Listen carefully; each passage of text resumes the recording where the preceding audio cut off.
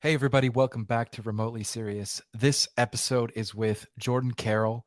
He is the remote job coach, and we had a great time catching up in person actually in Lisbon at the Running Remote conference. And a few weeks later, a few months later, I don't know how long it's been. I guess it's been a couple months now.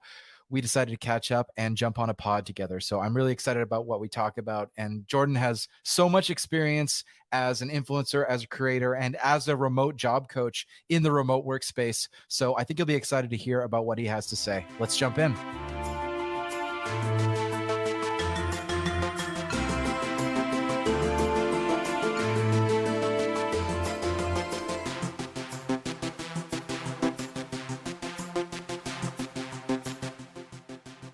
Hey, everybody, welcome back to this episode of Remotely Serious. I'm here with Jordan Carroll, aka the remote job coach.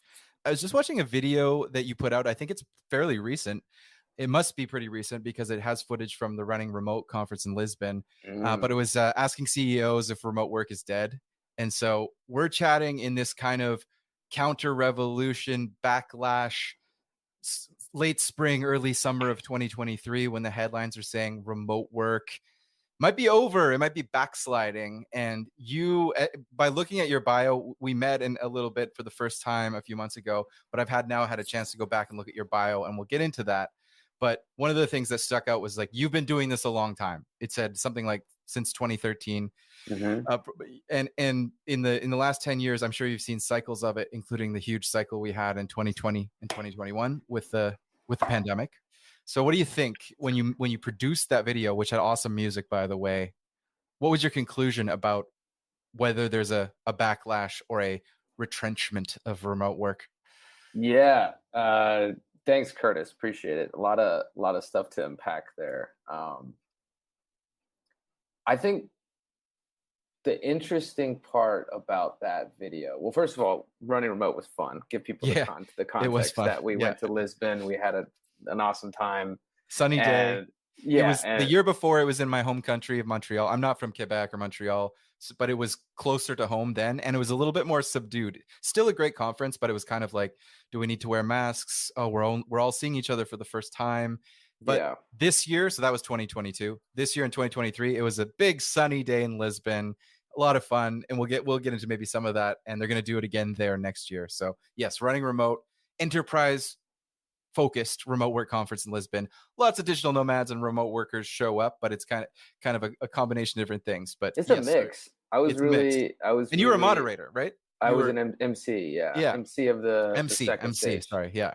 It's close, yeah, close. Yeah. Basically host, Mm-hmm. master of ceremonies, if you will. Yeah. On the cool stage where the it was the alternative. Yeah, it was freaking hot, man. They have AC on the first day, the second day the sun's just beaming in on it. But yeah, it was a cool stage, cool factor. To your question, okay, cycles. It's interesting because in the 10 years or so I've been working remotely, I've never seen anything like what happened during the pandemic. No one has. Like, there's never been a leap like that of adoption for remote work. But what people get wrong is that they try to compare what happened during the pandemic, like remote work during that, to remote work before.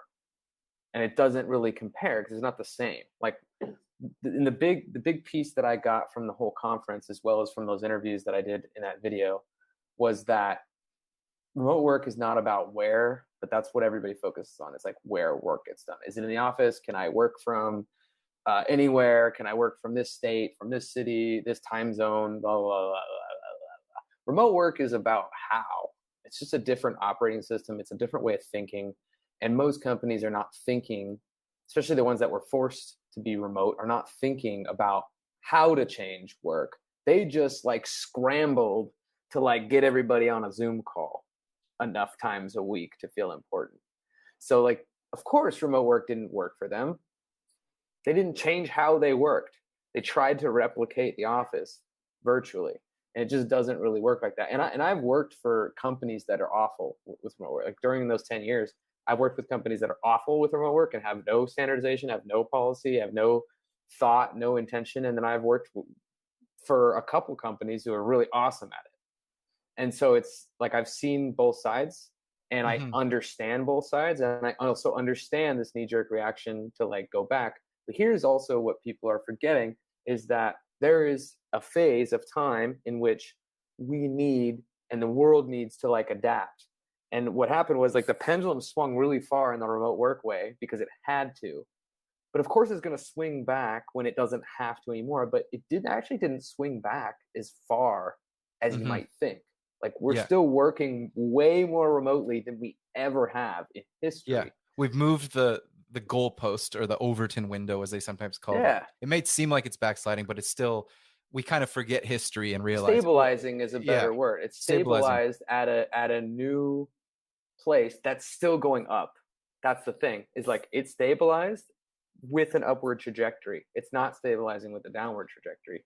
And that was what I got from the conversations that I have, because it just makes sense. Like the way that remote work is going to be done in the future, and the way that companies can have a competitive advantage, whether it's hiring, whether it's cost, whether it's whatever. Like, of course, all these big companies that have these massive leases on real estate are going to be like, yeah, let's go back to the office. It's like, yeah, you got to justify that spending. So it's like, I kind of, I get it. I don't view a lot of media through the news, through the lens of conspiratorial theories or conspiracy theories, but I do start to think all of a sudden when not to get too nerdy or wonky, but when the interest rate and the economic situation around the lending against commercial real estate suddenly becomes unraveled. In Silicon Valley Bank almost imploded, or it did implode. It was kind of totally bankrupt and then bought again, and that unraveled a few other banks. Then eventually you realize that downtowns are struggling to attract office workers that they have relied on in the past, and therefore commercial real estate buildings, which are often sometimes owned outright but are often heavily indebted, suddenly are worth so much less than whatever the asset value was when the loan for the commercial real estate was started. Again, not trying to be too wonky, to TLDR, office buildings aren't worth as much, and that's really that's billions of dollars of pain. And then suddenly there's a bunch of media articles, we really should get back to the office, or it's time to admit that remote work. And it's like, oh, okay, I wonder if in some Soho club or country club in Connecticut or Harvard or New York or San Francisco, Marin County, where the halls of power and people are discussing things, someone in commercial real estate and someone in banking is talking to someone in media, like an episode of Succession, and saying, push this narrative that we need to get back to the office. These office buildings are gonna tank the banks. So I've been opening my mind to I don't even think it's really a huge secret that kind of thing is happening. I mean, you had Sam Zell, who also passed away recently, but he went on record saying that remote work is bullshit. Of course, he owns like the most real estate in the world, or at least in the US. So it's like, of course, these people are going to have certain narratives that they're pushing into the media. And then, of course, if you think about how money works and how lobbyists works and how all these things work, it's like people are going to have special interests, and they're going to pay they're going to pay to have that type of influence, and media is a great way to do that. And people see headlines nowadays, like they just believe it at face value. So you can really change the culture just by pushing headlines in a variety of different media outlets. One of the things I've been thinking about on this kind of topic of where it will go is that I find that companies, they can appear to be these large institutions that are guided by invisible hands and unseen forces. But in reality, a lot of firms, or most firms, I would say almost all firms, are truly a reflection and a personality of the CEO. Sometimes it's a founder CEO, often in larger companies, it's just a regular CEO. And so when I look at remote work and what to think about it, I find it sometimes on a spectrum. In terms of not remote work itself, but just sort of whether it's right for companies to succeed. And so you'll have Sam Zell, RIP, and others, and even Paul Graham and some others, and certain Silicon Valley founders now are saying remote work is a mistake. We need to go back to the office. They're pro-office. And then you get on the other side of the spectrum of us spectrum, influencers like, for example, Steph Smith, who's now with A16Z, but has long been a writer about remote work and async work, is anti the office. She's saying, if you believe the office is better than remote work, you're wrong. remote work is superior. And I would like to think there is an opinion, or there is a position rather, where it's just a choice now. It's a marketplace. And a CEO can decide like, hey, we are in person in downtown San Francisco, we're in person in Silicon Valley, or any city around the world, and then someone else can say we're a fully distributed async company. I wonder whether there just be a choice. Are the CEOs who, maybe some companies should be in person, some should be remote, and we don't even have to have a debate? It's just, to me, it's the power of choice. But I'm just curious how you think about that. Do you think CEOs who want everybody back to the office are wrong, or are they just exercising the right to choose, and people will sort themselves where they feel that they're treated best?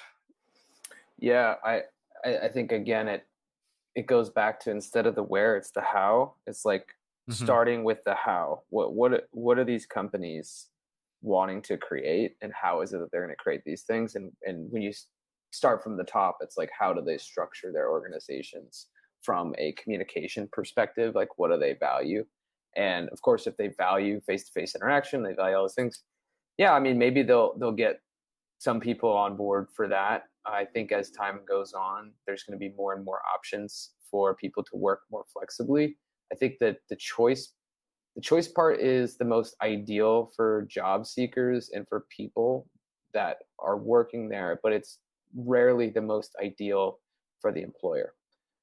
It's actually a lot more beneficial for an employer to take a pretty good stand on that, like if they want people in the office, or if they want to do full remote, because the hybrid trap is like really difficult for companies, because then you're trying to manage two different styles of working, where that also can potentially bring up animosity between different workers who have more choice than others, or who are remote 3 days a week, but they want to be remote more days a week than this person has some sort of childcare thing, so then they get an extra day. So like, you're just like having to make a lot of decisions around things that if they were just pre-decided, you wouldn't have that issue. So I think a lot of the companies that are going somewhere in that middle are having an even harder time than either of the poles. Yeah. What I like is fully remote, but let me get you a stipend for a co-working space, or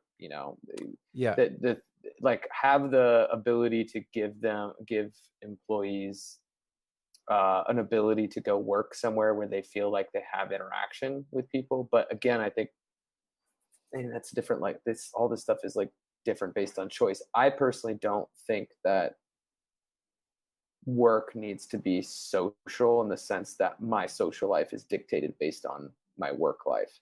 Like I need to go into an office to get my social needs met. I don't think that's a good way to look at your social life. I think your social life should be the things, the hobbies, the interests that you do, things that are outside of maybe making money, or outside of what you do on a daily basis for work. It's like you're seeking out those social interactions. So yeah, that idea of the office as social life really does seem like a 20th century idea that was comprehensively satirized by the office shows and by all kinds of media from 10 or 15 or 20 years ago. And it does seem like a relic of the past now, that the happenstance of where you happen to commute to is that suddenly becomes 30 or 40 years of your adult social life for some people. But anyway, in that video, you were interviewing a lot of great people, thought leaders and others, Gonzalo Hall, Chase Warrington, Tyra Vazdani, Nacho. In talking to everyone at Lisbon, I'm sure more than just for that video, over the course of several days, you probably had many conversations. Did anything surprise you? Did anything seem new or different about 2023 and what was being discussed that you hadn't seen in the prior 9 or 10 years of covering and participating in this space? Yeah, I think a lot of people, did you go to Ryan's talk? Yeah. The first one? Yeah, I think his talk was fantastic, and his insights during my interview with him were fantastic. And I just loved how he brought in the Gartner hype cycle, which is similar to the innovation curve, which really gave us perspective with where we're at. And basically what he said was like, we're in chaos, but that's exactly where we should be right now. Like we're in chaos because we've hit this trough of disillusionment. We've basically had with the part that we're in this innovation curve or in this hype cycle is a low one, to where people are restabilizing and resetting their expectations around what this means.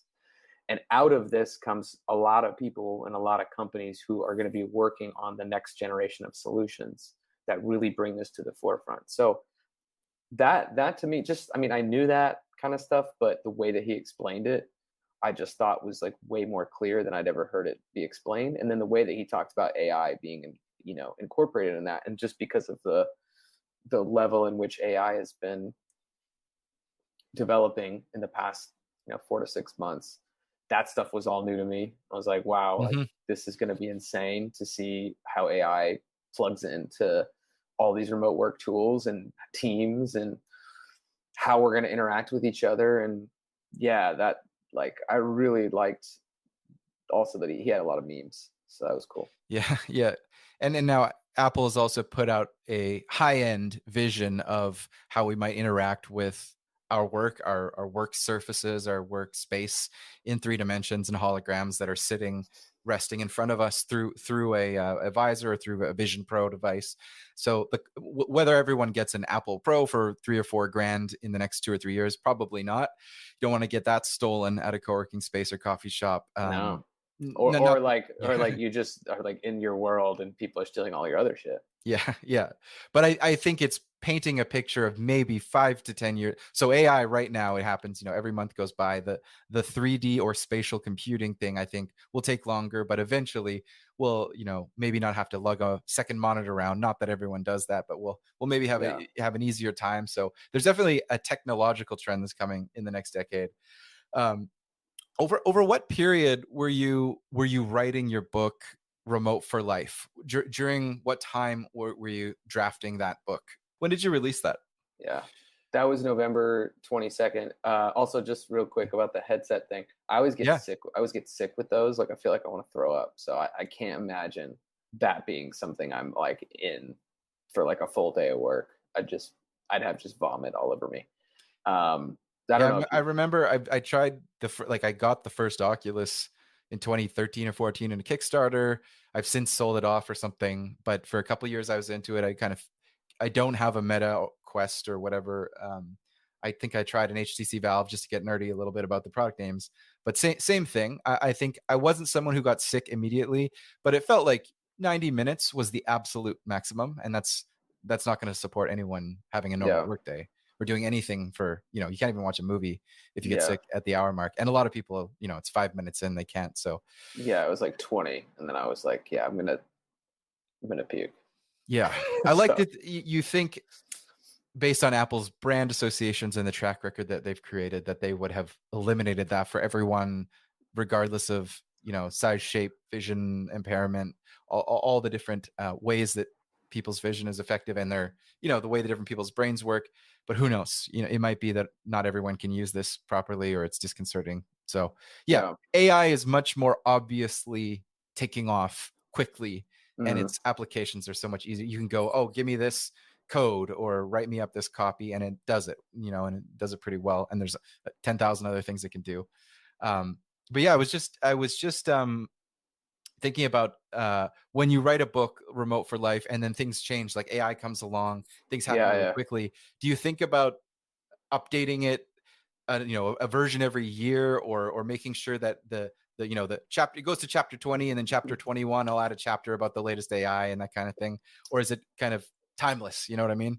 Yeah. I mean, going into writing a book, which I started the first draft of that outline was like 2018 or 19, was the first draft of the initial outline and like me thinking about writing a book seriously. And then I put it down and I was just like, no, it's not the right time. And I'm really glad that I did that, because if I had written it then, and then the pandemic happened, I mean, that really changes the trajectory of the book to the point where it wouldn't even make sense.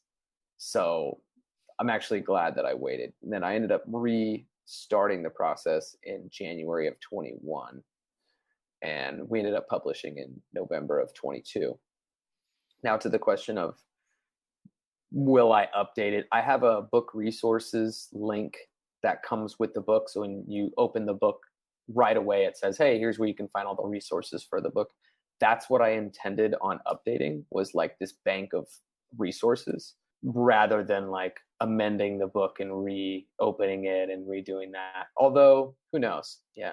Maybe someday I'll do that. But at this point, what I tried to do with the book was create enough evergreen content in there that someone could read it and be like, wow, okay, like 10 years from now, there's still stuff in there that's, helping people and extremely relevant.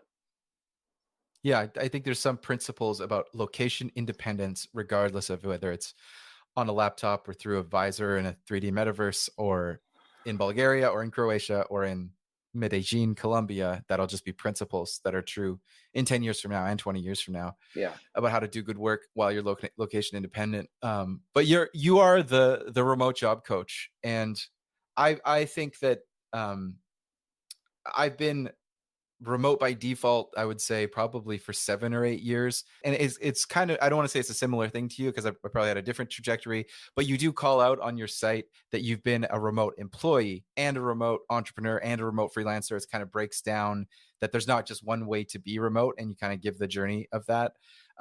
When people are specifically looking for a remote job, that's different than some of the stereotypes that are put out there about digital nomadism and remote work, which is that, there is a version of this where people say, quit your cubicle and become an entrepreneur, start Amazon drop shipping, start a startup, start a blog, start some kind of, be a YouTuber, various way, become a business person, find a way to make money online as a business person. And you've got job right in the title. How is that branding affected what you're doing? Are you specifically helping people take the job they already have and have the hard conversation, do the negotiation to make it go remote? Or is it really more, and it seems like from what I've seen for some, when you're posting remote jobs that are out there, it's also mostly about helping people go find a remote job. But I'm curious if that changes when it was hot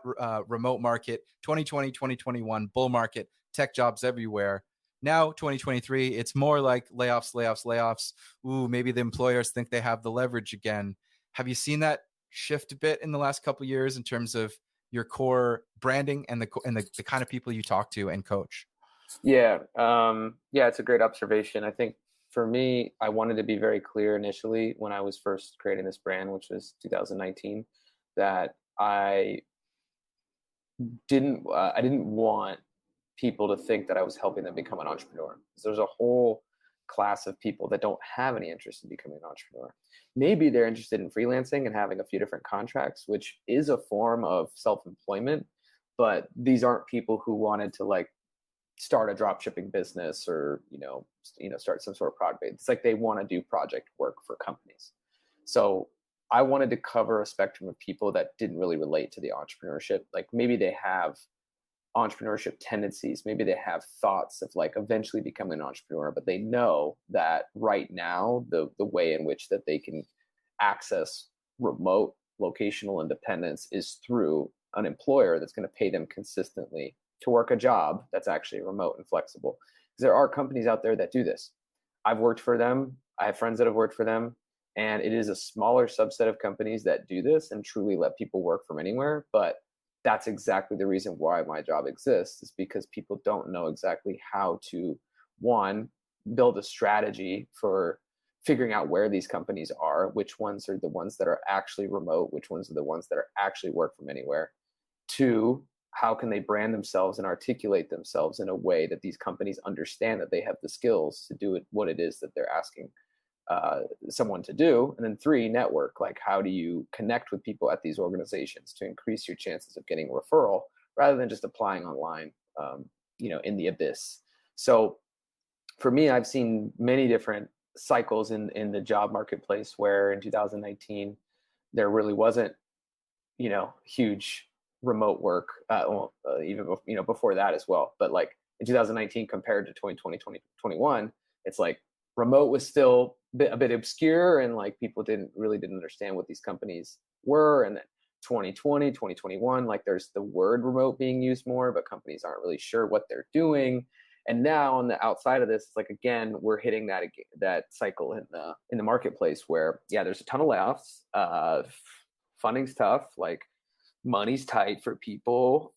Like it's a hard market. So you really need to understand how it is that you can stand out, right, in that type of market, because you're going up against a lot of different competition, and the types of companies that are really truly hiring fully remotely, like they have a ton of leverage to pick from the best of the best. So you got to be able to not only be super competent, but then also build the relationships and then articulate your value all at the same time to be hired. And that's truly what I help them with, is like building the strategy to do that, to like show up as a package that's a good fit for these companies. Now, I've also ultimately helped people do freelancing as well. It's not something that I advertise as like, I actually have friends that are like the freelance coach. I have a friend named the freelance coach, and we'll collaborate on certain things, or we'll talk about certain things that are happening, and I'll help people, find contract work too. But the principles that I try to teach are quite foundational across both of those things. It seemed some of at least one of the sessions that you emceed on the hot stage, the second stage, were destinations that were aiming to market their city or region as a destination for remote workers. Mm-hmm. I believe the one I saw, there might have been more. I think there's Tenerife was there, but the one that I saw was Buenos Aires. Yep. Gave the city of Buenos Aires a department of the city that had a mandate and a focus on attracting remote workers, traveled from southern South America all the way up to Lisbon, and made the trip and marketed themselves. This has been going on a little bit for the last 2 or 3 years, but it felt like this is the beginning of something, and there's just going to be more and more of that. Well, first of all, I'm curious, how do you choose where to go when you're location independent? What's your kind of everybody's got a different way of choosing where to go next. And then do you think these destinations are doing a good job of marketing themselves to remote workers? Are there examples of where a destination has just knocked it out of the park in terms of communicating, well, remote workers with remote jobs are welcome here in our town? Yeah. All very interesting stuff that we're seeing from governments, entities that are wanting to attract people to come there. I think I did a video actually a couple years ago on digital nomad visas when they were first like coining that as an actual term, and I was like, wow, we actually have a name now when we go through a tourist checkpoint, like in an immigration, right?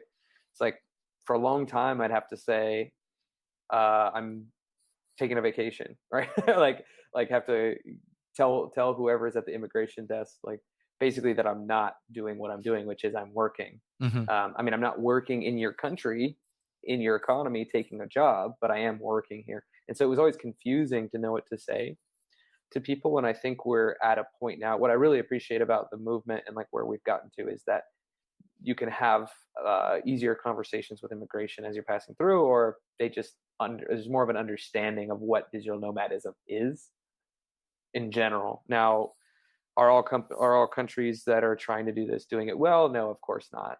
And that's what Gonzalo's session was about, was how are the best, basically his was all around how the best governments are welcoming digital nomads. Like, what are the programs that are doing really well? What are the programs that, need a lot of work? And I think we've seen over time, like, I think Spain is an example where they had a digital nomad visa in a pathway to residency where they put this out. And then ultimately, like, the tax structure of that really didn't make sense for digital nomads. And digital nomads don't want to go somewhere and be taxed additionally. Like, they want to be able to stay longer and just have the visa so they can. Yeah. And that's been Gonzalo's point, among other digital nomad thinkers, in terms of the proliferation of digital nomad visas.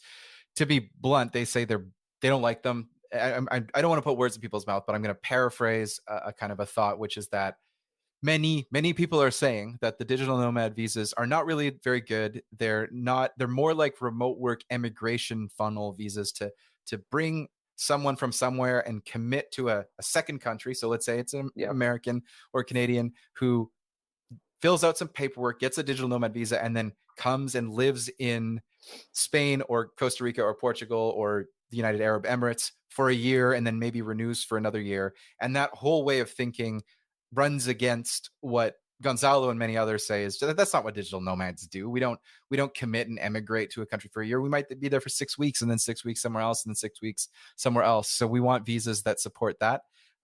I think that's a tougher sell, just because of course countries are going to want people that are, it's like anything, you just sort of, they're going to want something that feels like more of a win-win that lasts longer, and they're going to be less interested in serving people that are like, I just want free Wi-Fi and I don't want to pay taxes and I want to come for 6 weeks and then leave. So even though I love digital nomads and sometimes I am one, I still think it's a tougher sell to get like the real visa, which is like, can I have a free pass to go around the world and never pay tax anywhere? That's just, yes, in a utopia that we'll all get to someday, that would be great, but it's a tougher sell. And I think nomads should acknowledge that that's a tougher sell. But Mexico did it. Yeah, that's why I'm here. Yeah, but that's the thing, is like, I consider myself a digital nomad who traveled around the world, and at one point was in a different place every single month for a span of a number of years. But I ended up in Mexico because, well, there's a lot of different criteria, and you asked about what that criteria was, and there's specific things that I look for in places that I go, mostly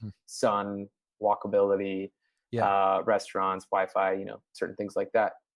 But yeah, I mean, this place, specifically Playa del Carmen, where I'm at, like, met all the smaller detailed criteria, and then the country as a whole has been very good to me as far as being here, and made it very, I mean, in a relative factor, very easy to get a long visa. Like, I basically have a renewal in another 3 years, and then I'll be a permanent resident here in Mexico, and I've paid maybe $1,000, $1,500 total.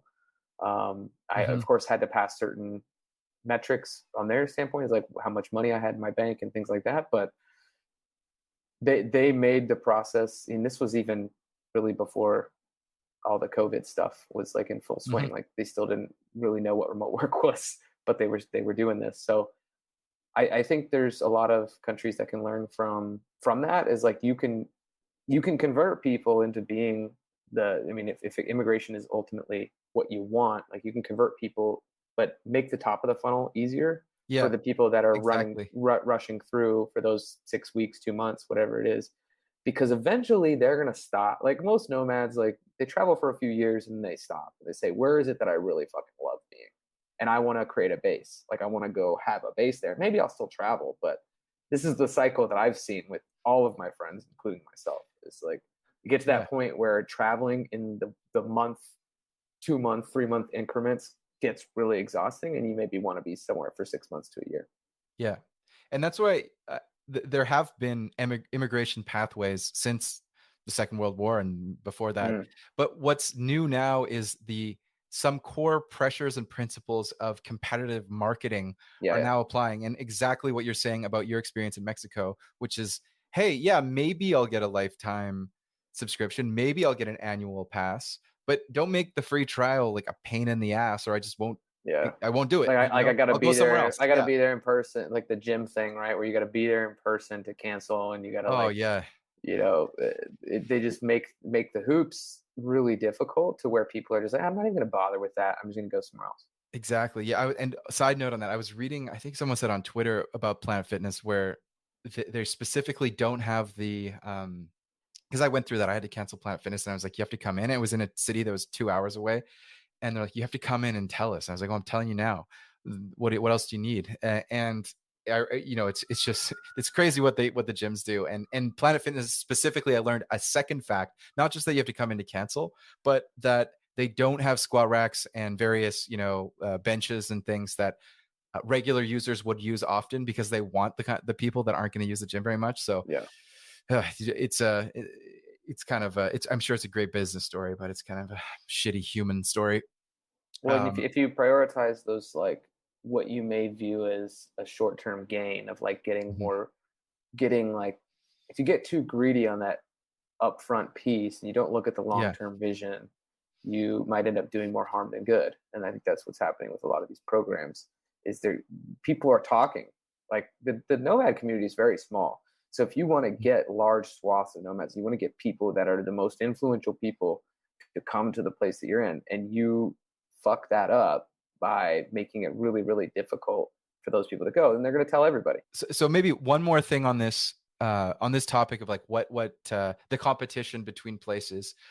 Another thing that's popped up that is, I'm sure has always been there, but the media has been picking up on it, is the local gentrification backlash, whether it's Lisbon or Mexico City. The idea of digital nomads go home, you don't contribute, you don't learn the local language, various accusations that I'm not saying I agree with, but at least that there is this point of view that's being reported on. Have you engaged with that at all? Is there any part of that you've spoken, like, what do you think about that, all that stuff Yeah. we're hearing about now? Yeah, I mean, it's true and it's unfortunate. And actually, when I was doing an interview video of digital nomads here in Mexico, I did a counter video where I was interviewing locals about what they Mm-hmm. think of digital nomads. The day that I was doing that, I had interviewed about 11 people total. And as I was starting the second group of interviews, which was locals, I noticed that very few wanted to talk to me. So it was like really tough to get interviews from locals. So this is kind of a life cycle of any city. If you look at most of the major cities in the US, look at what's happened in the US. Most of the major cities are uninhabitable to most people. Like you just can't afford, like you literally can't afford to even be anywhere near most of the big US cities. Yeah. And, me included. Like I don't want to live in any of those cities. And the amount of people that have been displaced there, it's like pretty crazy to see. So I think humans are always going to arbitrage how they can, especially if they're from a first world country. They're going to go to a third world country and they're going to find ways to like influence that country to change their standards for them. And it's a bummer because a lot of the culture is lost, and then the locals can't afford to be there. But I view this as kind of natural forces of economics. Yeah, I sympathize with rapid quote unquote gentrification, or just price changes in the cost of living in any area. But I think for me personally, to take a stand on the side of the people who choose to move, I don't think we should. I think it's a race to the bottom and sort of a bottomless pit to go and start to try and judge. If someone, let's say someone lives in London and they're like, I can't buy a flat, it's 4,000 quid a month. Yeah. I'm going to go to Lisbon instead so I can just, get a handle on my life while I pursue either my job or my business career, and get out of the insanity of it costing, $10 million to live a life in London over the course of 30 years, or whatever the total cost is, or the annual cost, let's say, is like 150,000 pounds. And then you're not making that and you just want to not be scraping by. So you go to Lisbon, or this person goes to Lisbon. And then all of a sudden, if they go and they have a remote job that they got from coaching from you, and then they settle in and they're like, great, okay, this is 1,200 euros a month instead of 3,000 euros a month. It's, great. Now I can at least afford it. I can save some money based on whatever I'm making. And then someone's complaining, well, this used to be 600 euro a month. The prices have gone up. It's like, well, what was that person? Are we just going to force people to live where they lived in their own neighborhood at whatever price it is? Because if they move, they're suddenly a gentrifier. And so I do firmly come down on the stand that like we can't take away people's freedom to move these places. Of course, there's places you can't go. You don't have freedom to just go to the United States without a visa and start working. You'll get in trouble. Same with China. Same with a lot of places. But where countries are saying, hey, we're open, we're ready to accept people, I think that's what it is, and people are going to come. And as a gesture, they absolutely should try and learn the local language. I think there's lots of nice to have benefits about that. But also, just like if someone is speaking Cantonese in Vancouver, no one in their right mind who's a polite, upstanding member of society in Vancouver would go and be like, hey, speak English. That would be seen as very racist, very xenophobic, and definitely not done. And so similarly, I think if someone's speaking English in Lisbon, they should learn Portuguese. It would be nice to do, but they also don't deserve to be harangued if they happen to speak English and they don't speak the local language. So I'm trying to not be, I think we're similar. I don't want to put words in your mouth, but I definitely come down on the position of the reshuffling is going to happen. It's just, and it might be messy for some people who expected something to be a certain price. Right now, I'm back in Canada, my home country, not really nomading right at this moment, and things are more expensive here. A head of cabbage is $8 instead of $3 or whatever it was. Eggs are more, everything's more. There's inflation here, so I might make choices about whether this is the right thing versus somewhere like Madeira or South America or Costa Rica in the future. And I would hope to be a good actor and not a gentrifier, but I think there's always going to be someone who sees anyone who moves from quote unquote the developed world to quote unquote the developing world as automatically a gentrifier. So that'll be there. Politically, that'll just be there.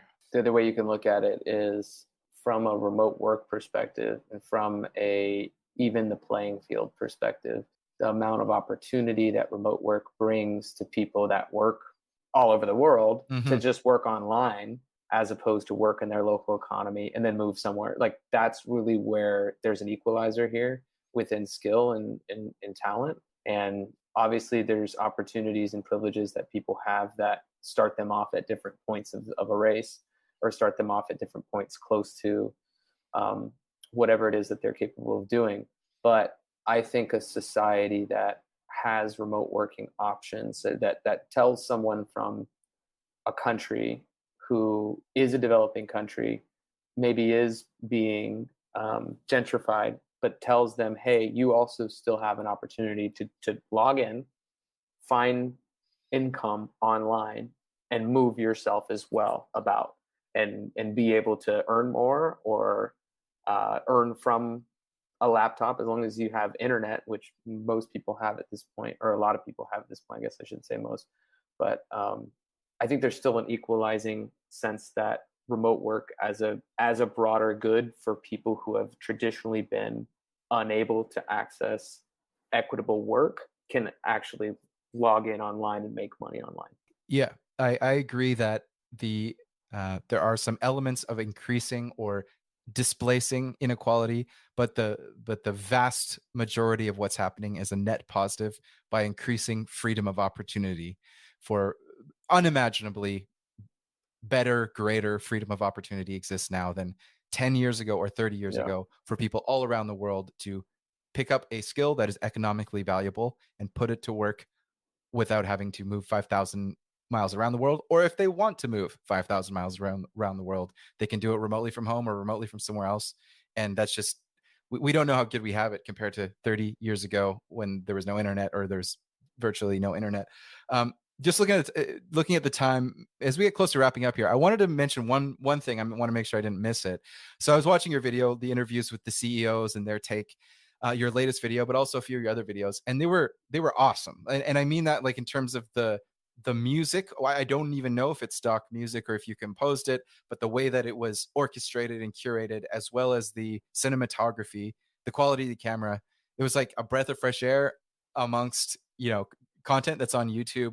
So I'm just curious, like, how long have you been specifically video editing, and what is the process for creating one of your videos? Maybe taking the latest one from Running Remote as an example. Do you have a team, or are you just an indie maker whiz that crafts it all yourself? Definitely not number two. Yeah, well, I appreciate it, man. That means a lot because a lot of work went into that and a lot of money went into that video. Yeah, like it's almost embarrassing to say how much money I spent on that video. I've been making videos since I was in elementary school. My dad had a Hi8 camcorder, and I remember me and my friends would go play like jackass in the front yard, and we'd like set up fake ramps and we'd jump off our scooters into the grass and just like act like we like busted up our faces and stuff. So and anytime there was in school, it was like anytime there was a video option, like for the group project, I would wrangle everybody together, like we're doing the video. I like create the script, I'd like bring the video and everything, so that was cool. As I've grown older, I was like, wow, like that passion that I had when I was a child comes through when I'm creating now, and I'm able to do it, and it makes relevant sense to what my business is and what I'm doing. So it's just a creative outlet that becomes really fun. Over time, the process to creating it has changed so dramatically because for many years I created just for fun and couldn't necessarily justify what I was spending on videos and how much I was making from them. And there's kind of a curve with that where it's like at some point the amount that you're investing is actually getting you the money back, but that's really hard, especially with YouTube and having the amount of subscribers I have and the amount of views that I get. It's nowhere near close in pure ad revenue or things like that. But the process for this one, and I think the short answer is I've had a team. I've had a team in many different aspects. I've had editors, I have videographers, I have a channel manager, I have all sorts of people that help me with this. My main role is creative direction. Like I created the concept of this video, I created the script, I created all the questions, I reached out to all the people, I coordinated with the videographer, I hired a videographer that I did not know in Lisbon. This is on site operating the camera, obviously. Yeah. So he's on site, he's operating, and that's his equipment, and he was also the editor too. So basically what happened was I gave him a storyboard that I created of the different shots. We got through all the footage. He sent me all the footage just raw. And then I went through it. I did timestamps for everything and decided where I wanted to put things and gave him some direction on the editing with exact, let's put this here, let's put this here. So then he puts together the timeline. From the timeline perspective, that's when we start adding the music and have, certain choices of like what kind of music needs to go here, what kind of music goes here. And I actually think that's one of the most underrated things you can do is choose good music.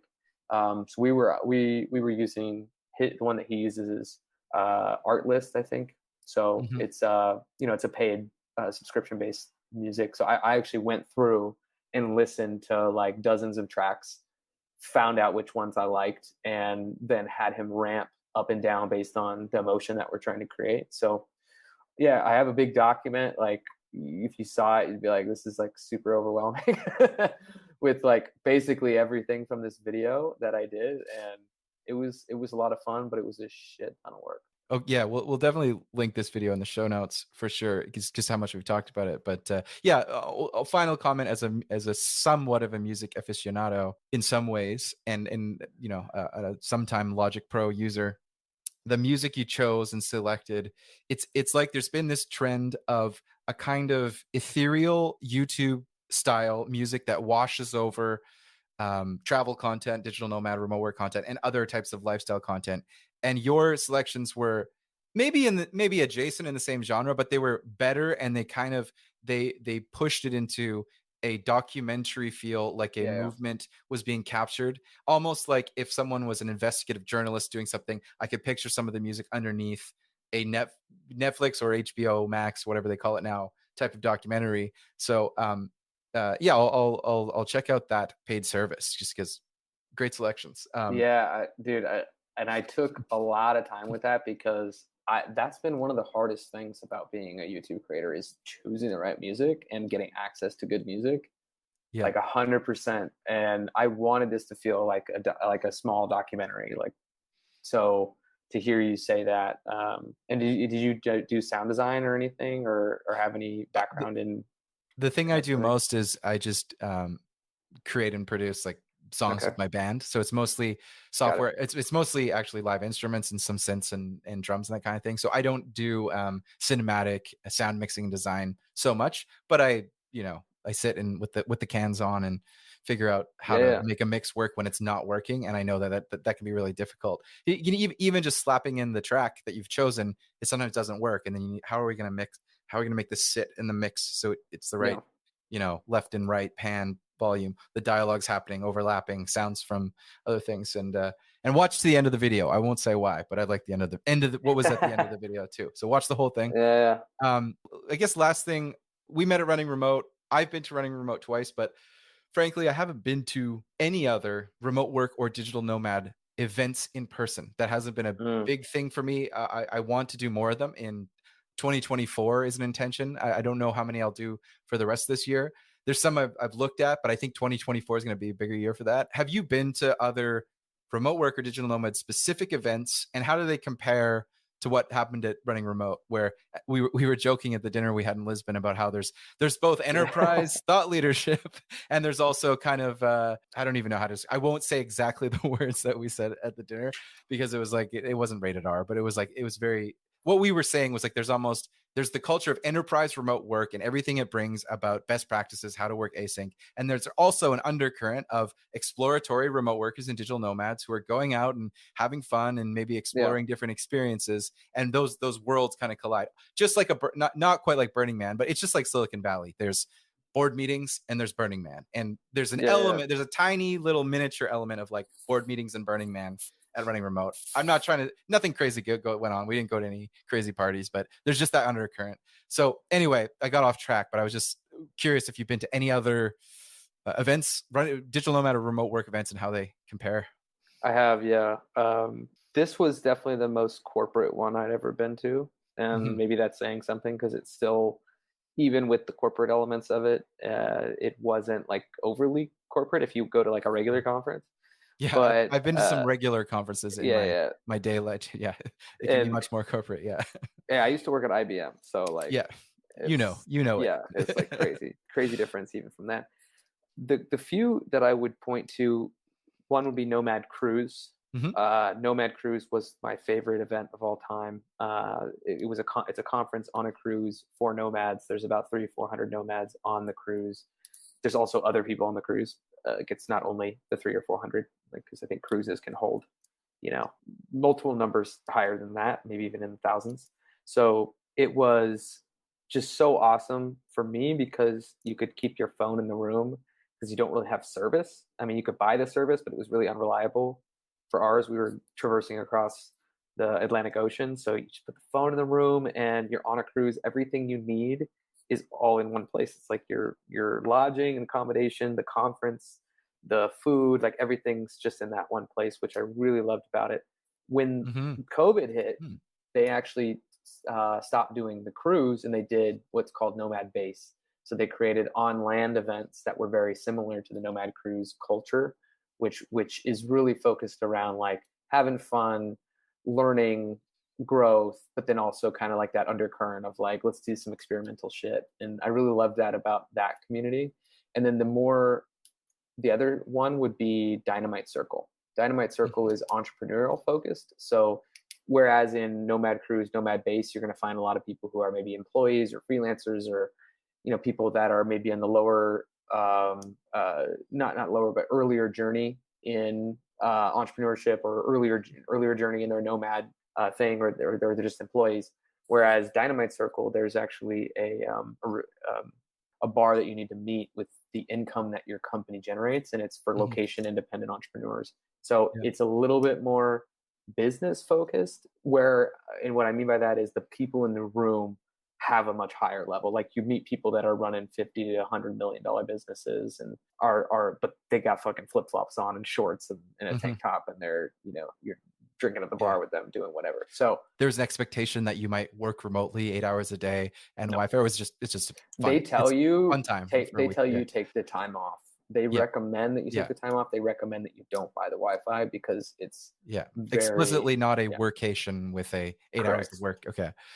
Well, maybe it's a bit of a cliche, but I'll do a quick final lightning round question. Is there a place in 2023 this year you haven't been yet that you're excited to go to next, or a top nomad destination on your wish list for the rest of 2023 or 2024? I mean, a lot. Yeah. I couldn't tell whether that pause was like, nope, there aren't any, or like there's too many. well, I was thinking in my head, I was like, okay, well, am I actually going somewhere? And I am going back to the States to visit my family, but I didn't have much other plans than that. Funny enough, like the Buenos Aires folks came and spoke, and they did it. They sold you. I always wanted to go to Buenos Aires, and I really think that would be a fun place to journey to. And just randomly, I've always wanted to go to Japan. Yeah, Japan would be great. And I've heard that South Korea and Japan are starting to, I saw it like in a line of someone's newsletter that they might have remote work. They're usually, I don't want to say closed off, but they're not typically places where it's easy to immigrate to. I think that's a fair statement. So we'll see how they handle a bunch of digital nomads that aren't Japanese or aren't South Korean coming and staying, and whether they have full on digital nomad visas. But yeah, Japan would be great. And I agree that Buenos Aires kind of sold me on, that would be fun. Okay. Yeah. Maybe I'll go there, but okay. But yeah. Buenos Aires. I'm going to research more, and I hope actually to talk to Mauro, who I talked to from the Buenos Aires team, maybe on this podcast, and learn more about it and plan a trip there. But thanks Jordan for coming on the pod. I really appreciate it. Have a good one. Boom. Thanks a lot. Boom.